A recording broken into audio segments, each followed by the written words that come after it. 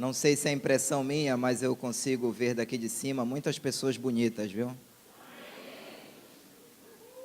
Tem gente que não crê, né? Se você não crê por você, quem crerá, querido? Mas a glória de Deus, ela resplandece sobre o nosso rosto. A Bíblia diz que um coração alegre formoseia o rosto. Então que essa presença, que essa glória de Deus esteja estampada sobre a sua vida nessa manhã, amém? Eu quero compartilhar nessa manhã e ler com você ainda em pé um texto que está no livro de Atos, capítulo 10.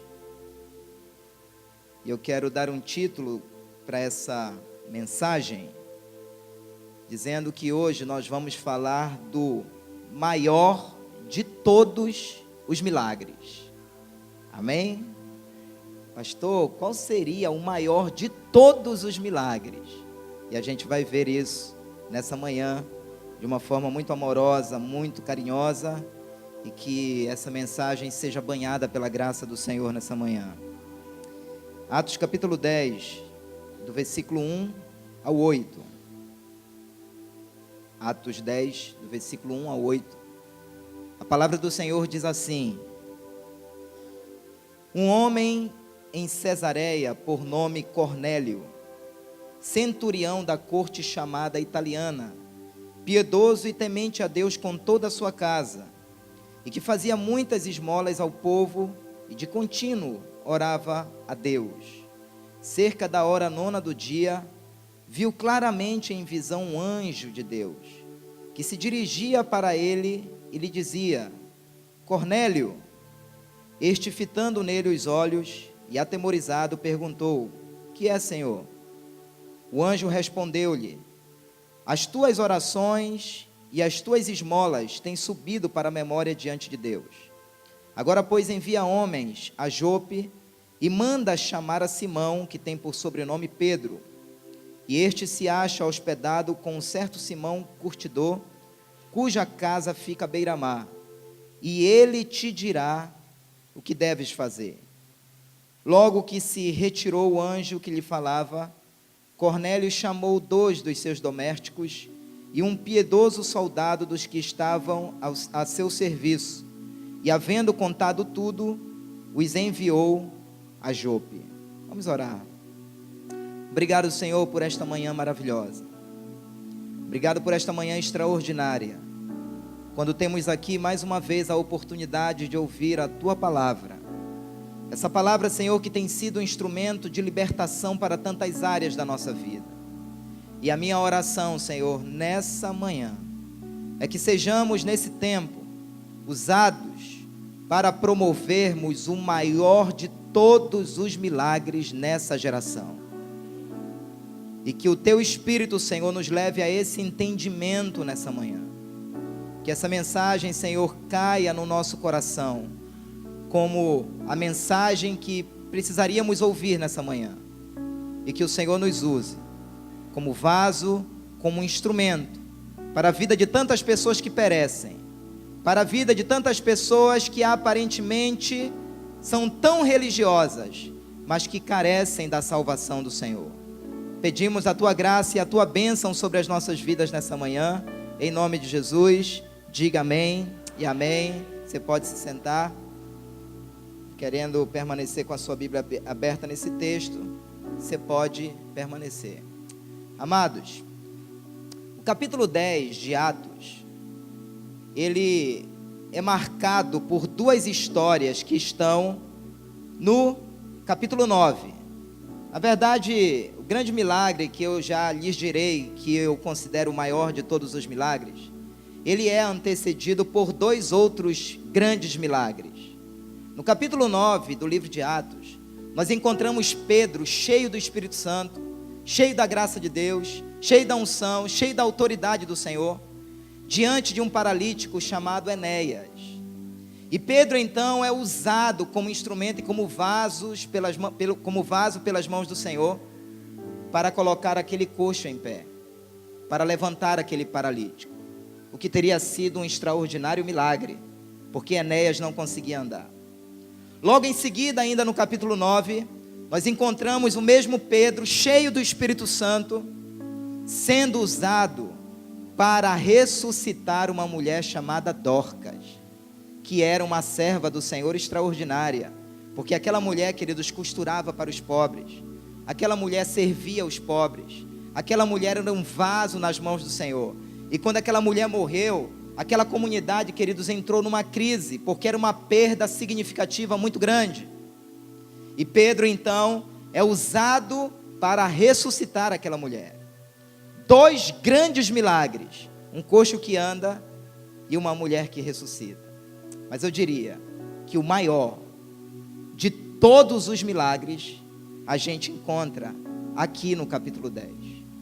Porque o maior de todos os milagres é quando um homem tem a oportunidade de conhecer o evangelho verdadeiro e se tornar um servo do Senhor. Posso ouvir amém nessa manhã? Você pode dar um aplauso ao Senhor nessa manhã? Esse é o maior de todos os milagres. Aleluia! A gente vai para a internet, a gente liga a televisão e a gente vai vendo uma apologia muito grande. Aquela pessoa que estava com câncer, foi curada, que era coxo e de repente começou a andar. Mas até onde eu conheço a Bíblia, amados, o único milagre em que a festa nos céus, em que os anjos começam a celebrar, em que a comunidade celestial celebra, é quando um pecador se arrepende. Quantos querem ser canais para promover o maior de todos os milagres nessa geração? Amados, não é à toa que essa faixa está aqui, cuidando de vidas com excelência. Porque essa é a veia que Deus quer gerar para a Igreja Batista Missionária nesse ano de 2013. E quem sabe essa faixa fique aí em 2014, 2015, 2016, porque essa é a essência da igreja. Cuidar de vidas com excelência. Ser um canal de Deus para a vida das pessoas. E aí, queridos, o que acontece? A gente encontra um Pedro, no capítulo 9, entusiasmado para levantar um coxo, Enéas. A gente encontra um Pedro, no capítulo 9, eufórico para ressuscitar uma mulher. Mas quando se tratou de pregar o evangelho para Cornélio, se você vai para o versículo 14, você vai perceber que Pedro lhe demonstra uma certa resistência, uma certa dificuldade, Deus querendo convencer o Pedro para que ele pregasse para Cornélio, mas ele se mostrava resistente, cheio de preconceitos no coração. E Deus trazendo uma visão para ele, e Deus falando com ele, e o anjo falando com ele, mas ele relutando em ir pregar para Cornélio. Amados, essa história parece que não é muito diferente das nossas histórias.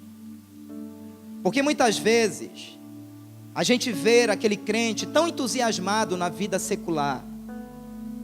Talvez você que é tão talentoso, tão dedicado na sua profissão, investe tanto na sua profissão, no seu trabalho, no seu dia a dia. Mas quando se trata de pregar o evangelho para alguém, mas quando se trata de cuidar de alguém, mas quando se trata de discipular alguém, parece que a gente se mostra tão resistente. Parece que a gente se mostra com tantas justificativas. Parece que a gente se mostra tão ocupado. E aí a gente vê um Pedro que estava pronto para levantar um coxo, pronto para ressuscitar uma mulher. Mas quando se tratou de pregar o evangelho, verdade para Cornélio, ele estava se mostrando tão resistente. Sabe, queridos, quantas justificativas, quantas desculpas muitas vezes para não pregarmos o evangelho a alguém. O maior de todos os milagres é exatamente esse, quando um pecador se arrepende. E o apóstolo Pedro, naquela época, ele estava literalmente vivendo Atos 1:8. Ele já havia sido usado para abrir as portas do evangelho para os judeus, já havia sido usado para abrir as portas do evangelho para os samaritanos, e agora Deus queria usá-lo para abrir as portas do evangelho para os gentios. E foi aí que Pedro foi encontrado com muitos preconceitos no seu coração. Muitos preconceitos. Essa semana, um jovem me ligou dizendo assim: pastor, estava caminhando com a minha noiva pela rua e nós encontramos no trajeto da onde a gente estava indo um homossexual. E pastor, foi incrível que Deus nos impulsionou a falar com aquele homossexual. E quando nós começamos a falar do amor de Deus para ele, ele disse que queria ajuda.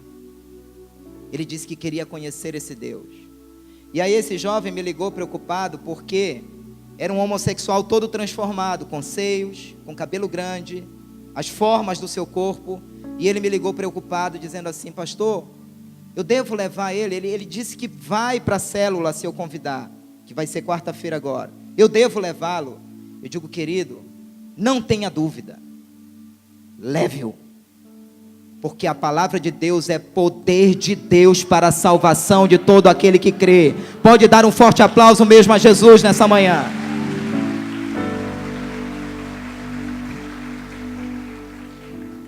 Mas é chocante cenários como esse, porque muitas vezes, queridos, estamos tão insensíveis, estamos tão frios, estamos tão carnais, estamos tão religiosos, que nós perdemos, amados, a sensibilidade de ver que as pessoas são mais importantes do que qualquer coisa. Pessoas, inclusive, são mais importantes do que uma estratégia, seja ela celular, seja ela do que for. Pessoas são mais importantes. Porque muitas vezes nós amamos mais a liturgia, amamos mais uma estratégia, amamos mais um método, amamos mais as atividades do que as pessoas. E para viver isso aqui, queridos, alguma coisa tem que mudar no nosso coração. Porque aquilo que não ferve por dentro não cheira por fora. Chá de canela só vai cheirar, só vai exalar a casa se estiver fervendo. O amor de Deus, queridos, é que nos leva a fazer o que esse jovem fez. Porque quando Jesus disse: ide pregai o evangelho a toda criatura, nós aprendemos aí que a gente não deve selecionar ninguém. A gente não deve selecionar ninguém. É a toda criatura.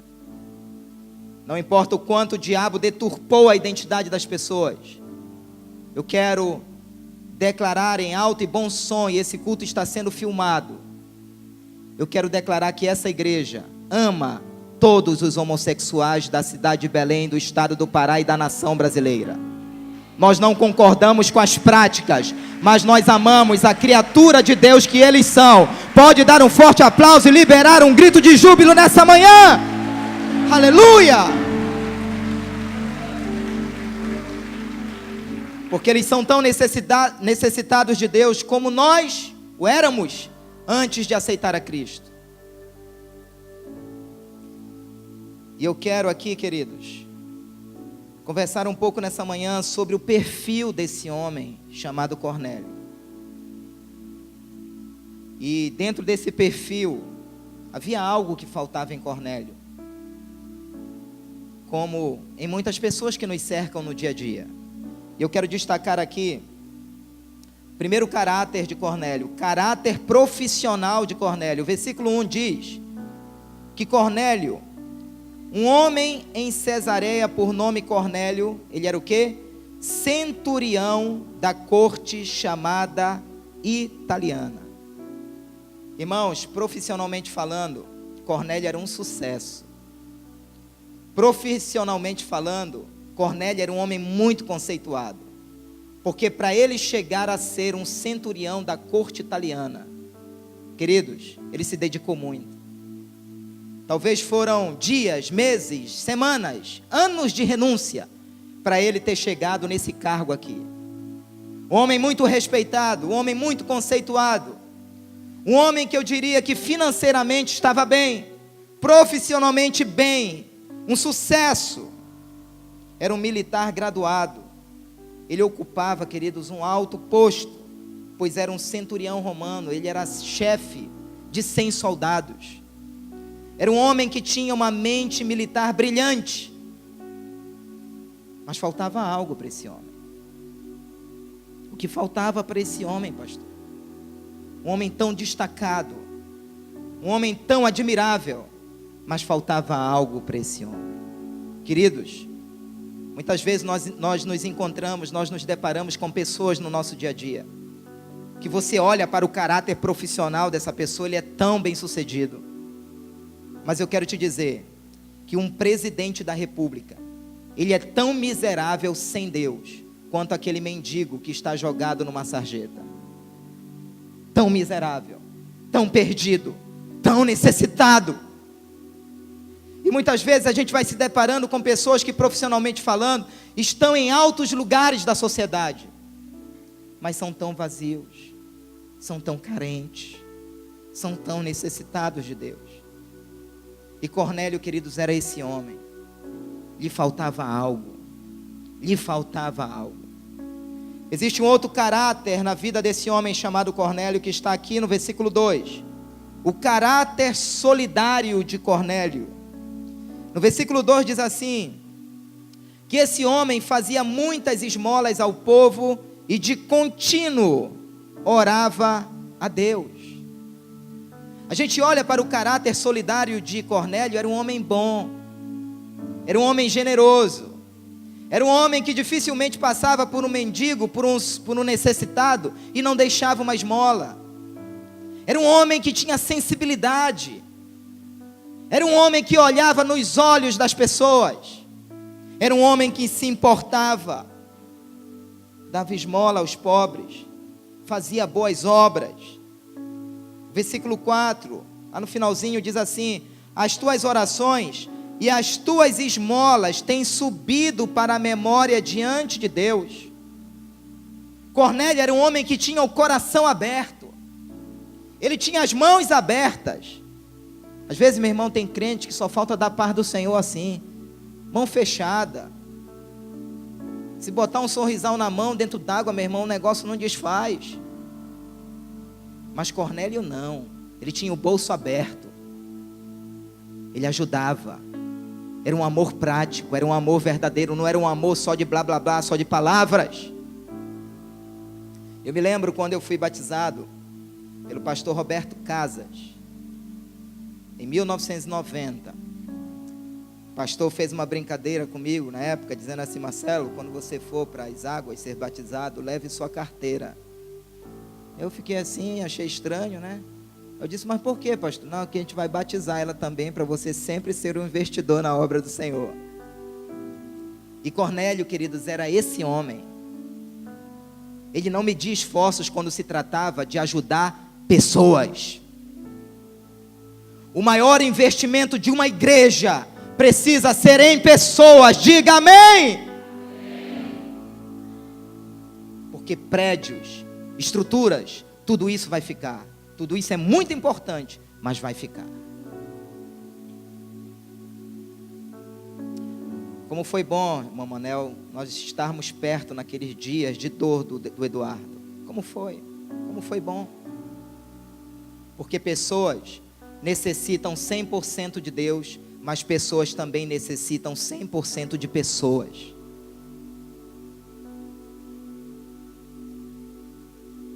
Seu amor não era apenas de palavras, mas de fato e de verdade. Era algo, queridos, que chamava a atenção de Deus. As esmolas de Cornélio chamavam a atenção de Deus. Mas eu pergunto nessa manhã, é uma pergunta que não quer calar nessa mensagem: o que faltava para esse homem? O que faltava para esse homem?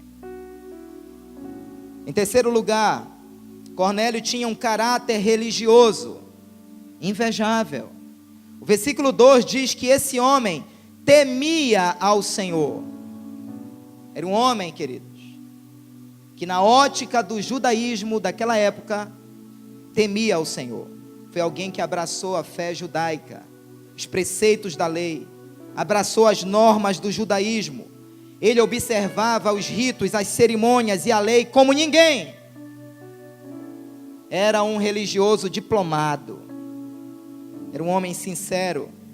Foi alguém que rompeu com a sua religião, com os seus deuses, com os seus cultos, sua teologia havia mudado, sua vida exterior também. Mas a grande pergunta continua: o que faltava a esse homem, com um currículo desse tão extraordinário? O que poderíamos dizer que faltava a esse homem? O versículo 2 diz que ele de contínuo orava a Deus. Era um homem, queridos, que tinha uma vida intensa de oração. E o que é interessante é que suas orações subiam a Deus. As tuas orações e as tuas esmolas têm subido para a memória diante de Deus. Era um homem, queridos, conhecido na terra, mas era um homem também conhecido no céu. Porque quando ele orava, Deus assistia aquelas orações. Eram orações que chamavam a atenção de Deus. E o versículo 3 fala aí que ele se encontrava orando na hora 9ª do dia. Então ele tinha o hábito de orar conforme as leis judaicas, que eles oravam 3 vezes por dia: 9 da manhã, meio-dia e 3 da tarde. E ele se encontrava exatamente orando nesse momento, na hora 9ª do dia. Isso fazia parte preponderante da adoração judaica, da religião judaica. Fica patenteado aqui, queridos, que Cornélio era um homem que tinha muita sede de Deus. Era um homem que tinha muita fome de Deus. Era um homem que queria encontrar a Deus. Era um homem que queria conhecer a Deus. Era um homem que estava interessado em descobrir tudo isso. E foi exatamente aqui na hora 9ª que Deus enviou um anjo para começar a revelar a Cornélio o que faltava na vida dele. Em quarto lugar, Cornélio também tinha um caráter familiar invejável. Olha o que diz o versículo 2. Não somente ele era temente a Deus, mas também, vamos dizer juntos, com toda sua casa. Vamos dizer juntos? Diga para o seu irmão que a tua casa sirva ao Senhor nesse ano, em nome de Jesus, amado. Com toda a sua casa. Agora veja só, Cornélio era um líder exemplar, fora de casa e dentro de casa. Posso ouvir amém? Era um homem espetacular, fora de casa e dentro de casa. Ele tinha autoridade com os seus soldados, mas ele tinha autoridade com a sua família também, com a sua casa. Aleluia. Era um homem íntegro no trabalho e era um homem íntegro dentro da família também. Era um verdadeiro sacerdote do lar. Queridos, a maior conquista que um homem pode ter nessa vida não é financeira. A maior conquista que um homem pode ter nessa vida não é profissional. A maior conquista que um homem pode ter nessa vida é levar a sua casa a temer ao Senhor. E isso é para dar um forte aplauso a Deus nessa manhã. Nos leva, Senhor, a viver isso com toda a nossa casa, em nome de Jesus. Maior herança, queridos, que você pode deixar para os seus filhos, é na sua velhice olhar para trás e ver que eles estão servindo fielmente, fervorosamente ao Senhor. Muita gente tem medalhas fora de casa, mas é um fracasso dentro de casa. Fracassam dentro do lar. Veja que Cornélio não vivia de aparências. O exemplo que ele era fora de casa, ele era dentro de casa. Conta-se numa história, queridos, que uma vez uma criança chegou para o seu pai e disse assim: papai, e falou isso dentro da igreja para essa criança: papai, não dá para a gente morar aqui dentro da igreja? E o pai, assim, chocado, né, perguntou: mas por que, meu filho? Que negócio é esse? Não, papai, porque aqui na igreja o senhor sorri para todo mundo, o senhor fala com todo mundo, o senhor abraça. Eu não vejo isso lá em casa. É mais difícil o senhor me dar um abraço.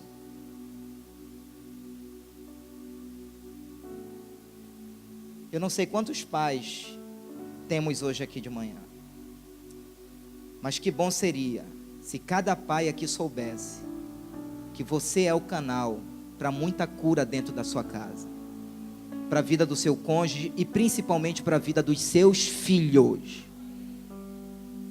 o instrumento principal para a cura emocional, para a cura, sabe, interior da sua casa, para a saúde espiritual da sua casa, não está através do púlpito, querido. Não está através do pastor e nem dos discipuladores que você tem, mas está através de você, sacerdote do lar. Você é a chave. Você é a chave. Se a sua família tem sido maravilhosa até aqui por causa da atuação de Deus através da sua vida, nunca abra mão disso, porque você é a chave, você é o canal para Deus desatar através da sua família saúde espiritual, para que a glória do Senhor permaneça sobre a sua casa e você possa sempre se levantar dizendo: eu e a minha casa serviremos ao Senhor.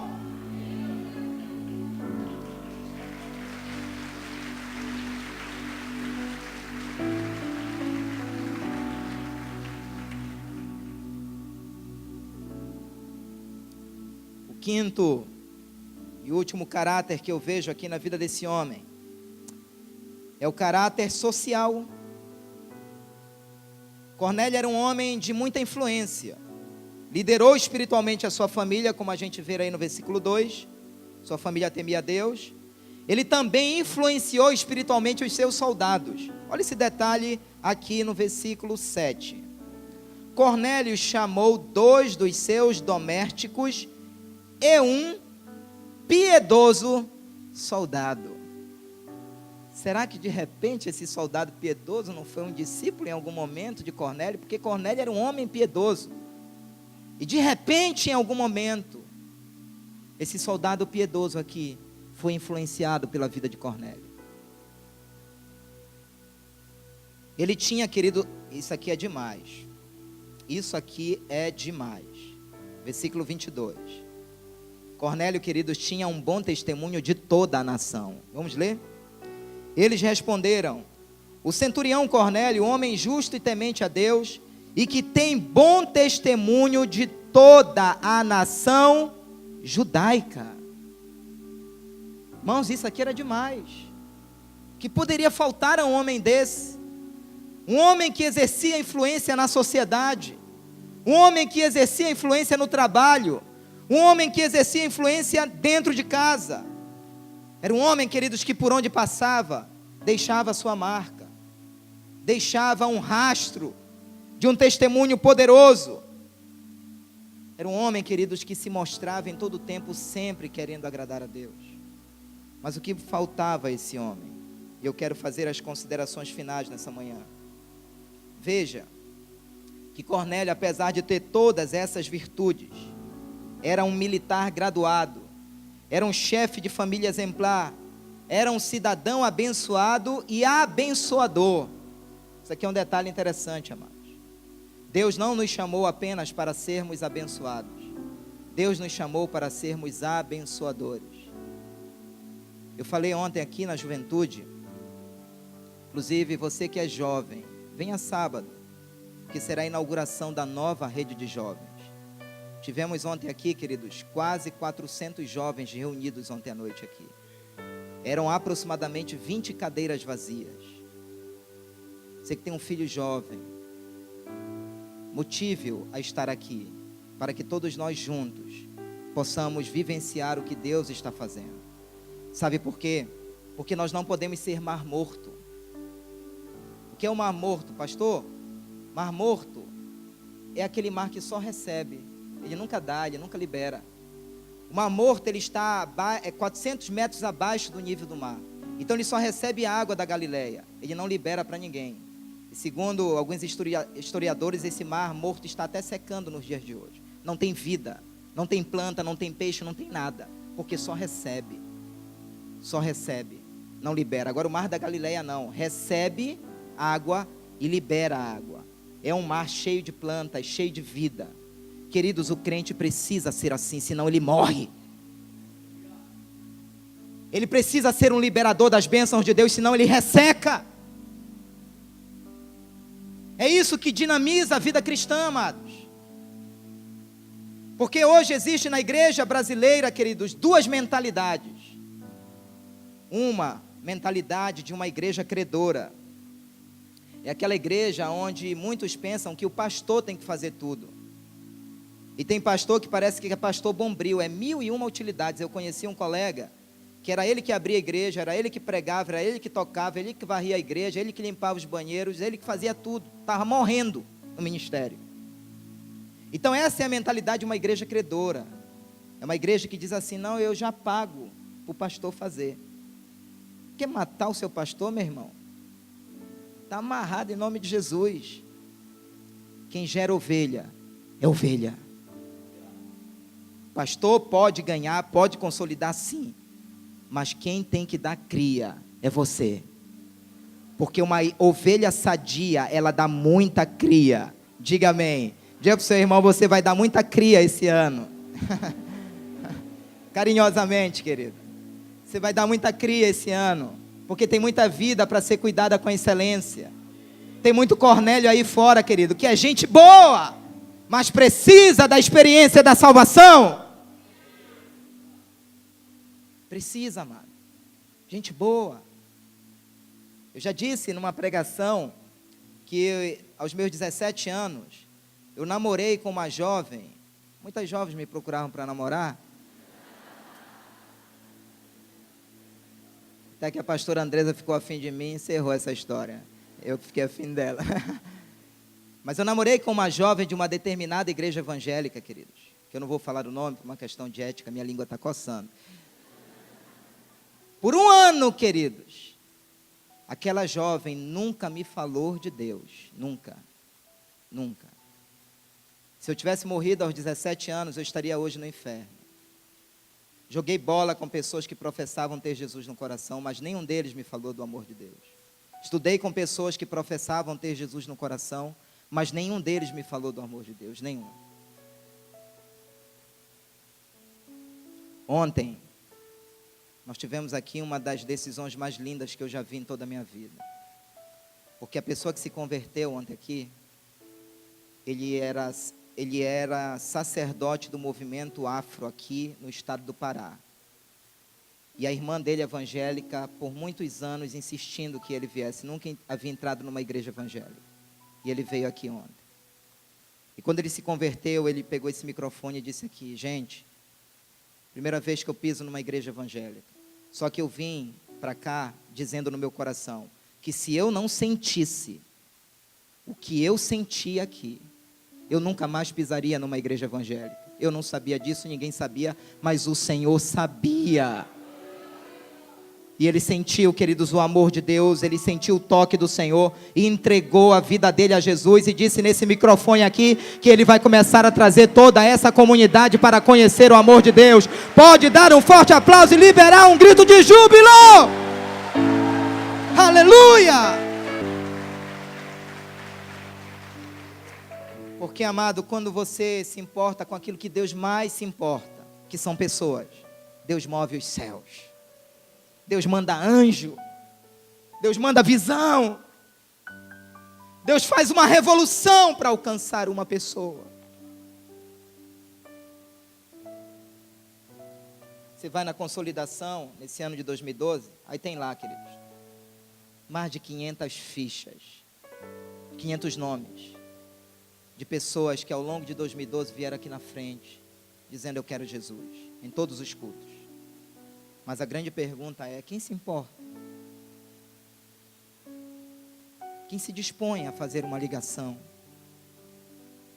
Quem se dispõe? Não podemos ser um mar morto. Esse homem temia o Senhor, era um homem de oração, influenciava pessoas, tinha um bom testemunho de toda a nação. Mas o que faltava para este homem, queridos? Este homem ainda não havia experimentado o milagre da verdadeira conversão a Deus. Esse homem ainda estava preso a ritos. Esse homem ainda estava preso a uma religião. E Deus de alguma forma queria ajudá-lo. Veja que no versículo 5 e 6, o anjo ordenou que chamasse Pedro para lhe pregar o verdadeiro evangelho. E o texto diz assim: agora pois envia homens a Jope e manda chamar a Simão, que tem por sobrenome Pedro. E este se acha hospedado com um certo Simão curtidor, cuja casa fica à beira-mar, e ele te dirá o que deves fazer. Eu chego, queridos, a uma clara conclusão aqui, que boas obras não salvam ninguém. Católicos precisam ouvir isso, espíritas precisam ouvir isso, e alguns evangélicos que estão dentro das igrejas evangélicas também precisam ouvir isso, que boas obras não salvam ninguém. Sinceridade, querido, não salva ninguém.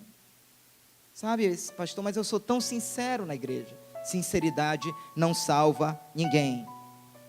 Essa teoria mentirosa, infernal, que diz que toda religião é boa e que leva a Deus, não é verdade. São milhões de religiões no mundo. Jesus não é uma religião, queridos. Jesus é uma pessoa. Jesus é um caminho. Jesus é uma experiência pessoal, individual, singular, ímpar. Essa teoria que diz que todos os caminhos levam a Deus está completamente em desacordo com essa história. As virtudes de Cornélio não eram suficientes para salvá-lo. Ele não estava salvo, ele estava perdido eternamente.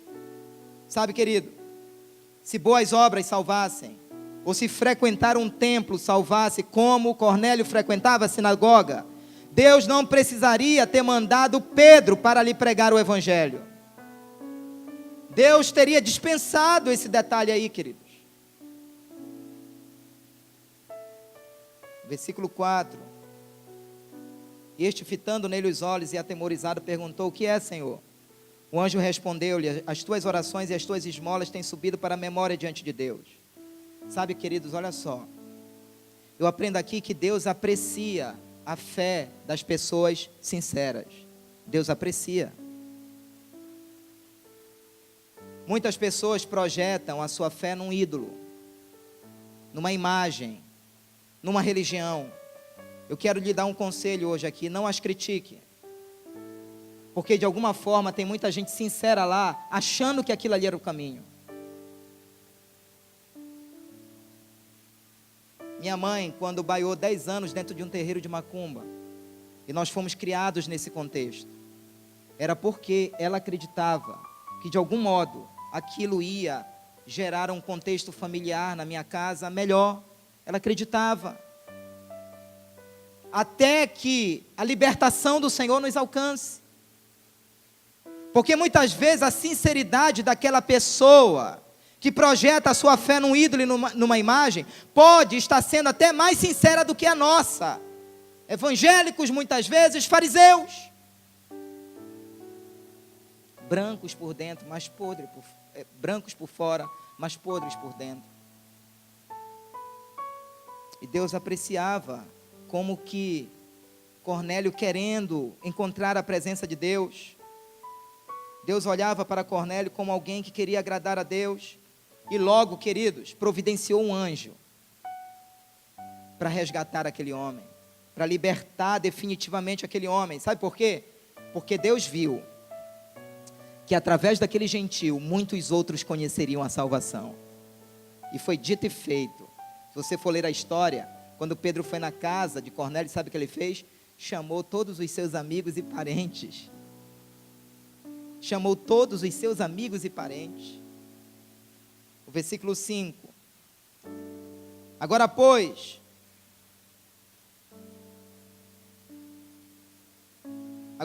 envia homens a Jope e manda chamar a Simão, que tem por sobrenome Pedro.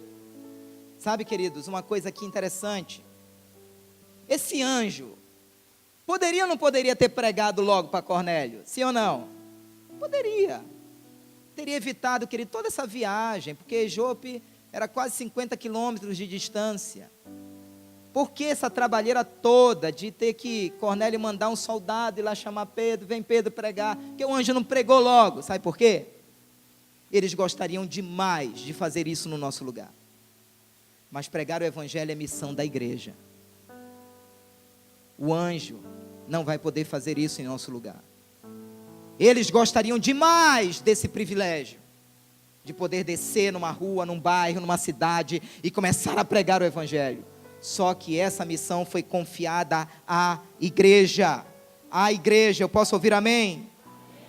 Sabe, queridos, o método de Deus para alcançar o mundo é através da igreja. Se a igreja falhar, Deus não tem outro método.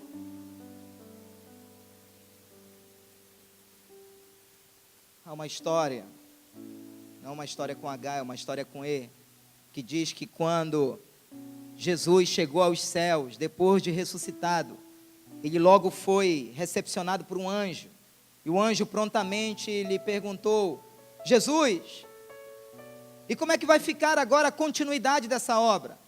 Você viveu entre os homens, morreu, ressuscitou, e quem vai contar essas boas novas ao mundo? E Jesus prontamente disse para aquele anjo: eu treinei 12 homens, eu preparei 12 homens, e a responsabilidade está sobre eles, de levarem essas boas novas ao mundo. E o anjo logo retrucou dizendo: mas Senhor, e se eles falharem, Senhor? Jesus redarguiu dizendo: se eles falharem, eu não tenho outro método. O método de Deus para evangelizar o mundo é a igreja. Diga para 3 pessoas: Deus quer te usar muito nesse ano, querido.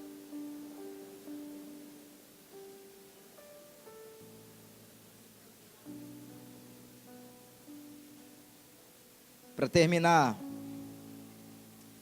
existem muitas pessoas nessa vida, amados, com sede de Deus. Existem muitas pessoas nessa vida, queridos, com sede, com fome da palavra de Deus. Mas sabe o que está faltando para elas? Encontrar no meio do caminho um Pedro cheio do Espírito. É só isso, amado. O que está faltando para essas pessoas? Gente boa, gente sincera, sabe, sangue bom. Mas o que está faltando para essas pessoas é a chance delas encontrarem um Pedro cheio do Espírito, delas encontrarem um crente cheio do amor de Deus, cheio da graça de Deus. Deus sempre vai precisar de um Pedro cheio do Espírito, para que outros sejam ajudados. Se o eunuco etíope precisou da ajuda de Felipe, se Saulo precisou da ajuda de Ananias, se Cornélio precisou da ajuda de Pedro, eu quero lhe dizer que seus vizinhos precisam da sua ajuda, querido.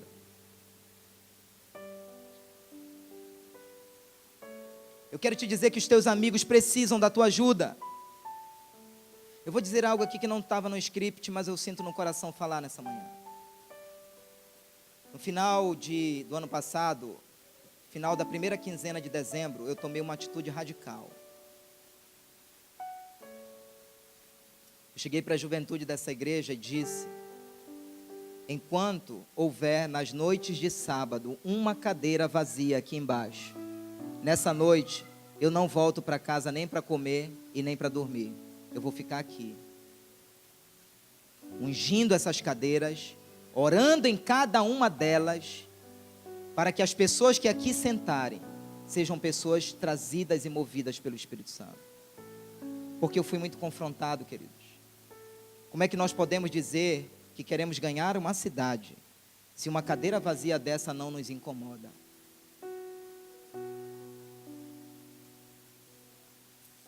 Saí daqui 6h30 hoje. Sabe onde eu dormi?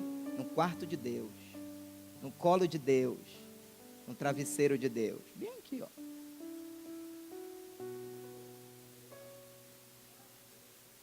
Isso vem fulminando o coração da juventude. E eles estão trazendo visitantes a rodo. Pessoas que estão chegando aqui e estão conhecendo o amor de Deus. Penúltimo sábado, queridos, uma pessoa saiu ali onde está o Lucindo, mais ou menos, pranteando no meio dessa igreja, dizendo: eu quero esse Jesus.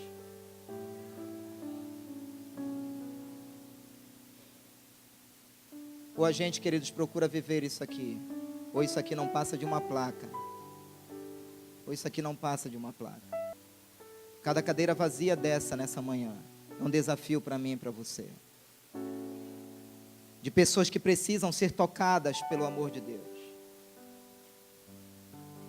Tem muito Cornélio perdido porque ainda não obteve a ajuda de um Pedro cheio do Espírito. Querido, você é o anjo que Deus quer usar.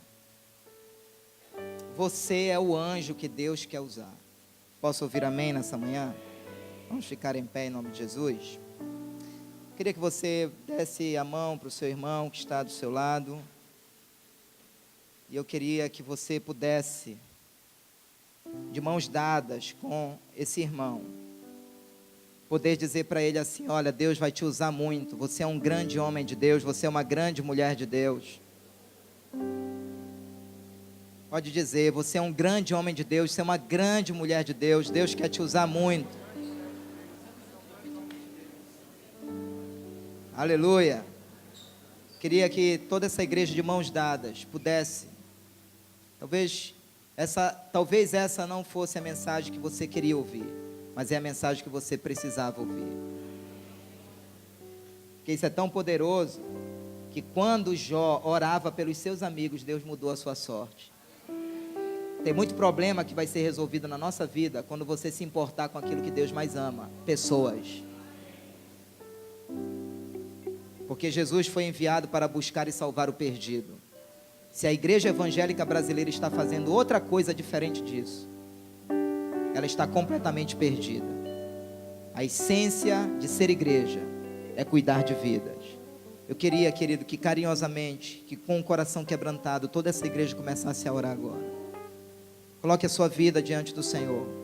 Coloque a sua vida diante do Senhor, dizendo: Senhor, cumpre o teu sonho através da minha vida. Talvez essa seja a manhã que Deus quer te arrancar do comodismo, da zona de conforto. É uma manhã de despertamento. Espírito Santo, há muitas pessoas quebrantadas aqui nessa manhã. Deixa Deus te encher, querido. Deixa Deus te encher nessa manhã. Deixa Deus te renovar nessa manhã.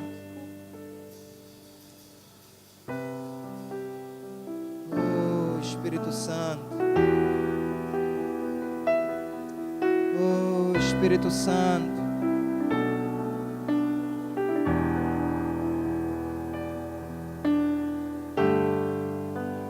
Como Zaqueu, eu quero subir. Espírito Santo.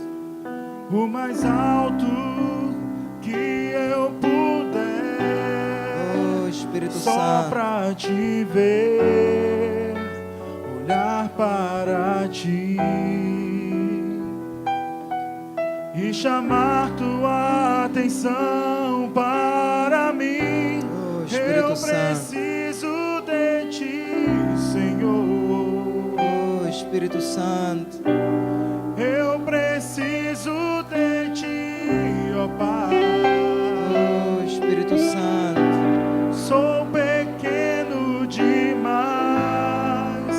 me dá a tua paz. Largo tudo pra te servir. Espírito Santo.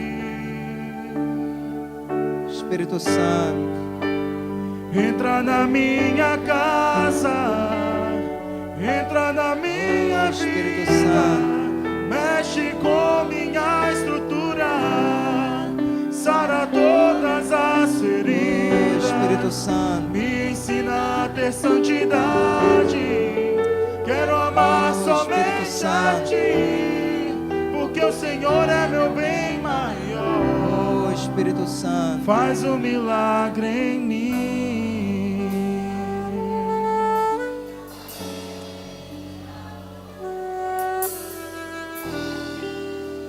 Continue orando, querido.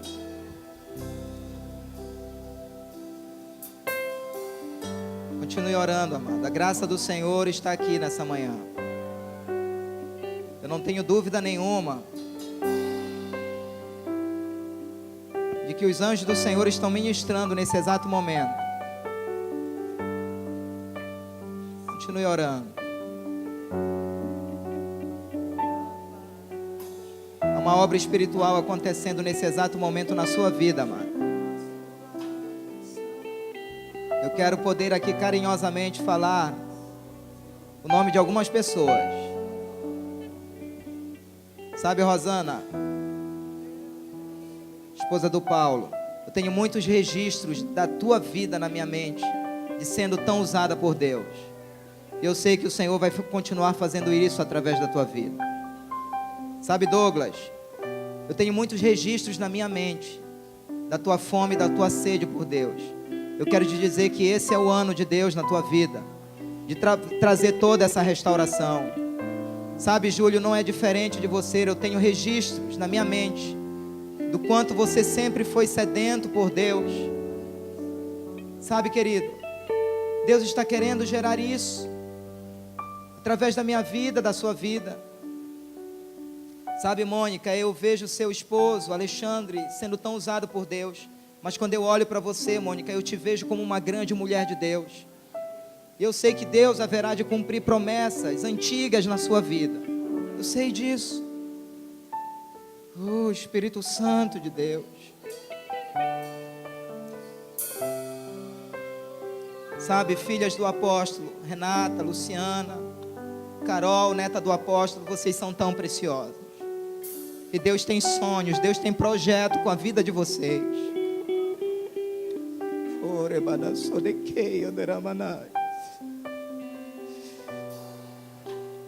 Eu tenho conversado contigo, Lucindo, contigo, Carla, declarando como eu os vejo sendo usados poderosamente pelo Senhor.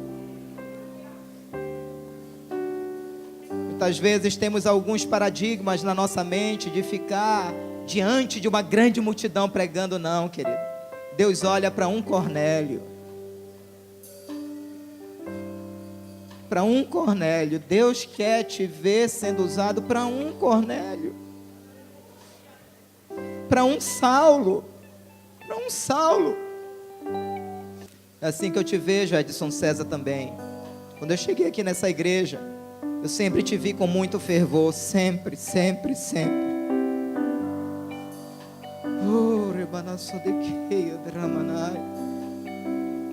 Queria que carinhosamente você orasse por alguém agora, por um minuto, colocando a mão no ombro dessa pessoa, orando pela vida dela. Eu queria que você orasse para que Deus começasse a encher essa pessoa do Espírito, porque essa obra não é nossa, é do Senhor, querido. É Ele que faz, não somos nós. Tira esse peso do seu coração. Não é você, é Ele que vai fazer através de você. A pergunta hoje não é se você é capacitado, se você tem dom, se você tem talento, não. A pergunta nessa manhã é se você está disponível, só isso. Oh, Senhor, quero voltar ao primeiro amor, Senhor. Quero voltar a esse primeiro amor, Senhor. Oh, Espírito Santo de Deus. Oh, Espírito Santo, há uma glória de Deus nessa manhã, querido. Eu te vejo, Zé, eu te vejo, Regina, sendo muito usados pelo Senhor. Oh, Espírito Santo, Rafael, Shirley, deixa Deus gerar esse projeto na vida de vocês. Oh, Espírito Santo. Oh, Espírito Santo, ore, querido. Abençoe seu irmão. Declare sobre ele a glória do Senhor.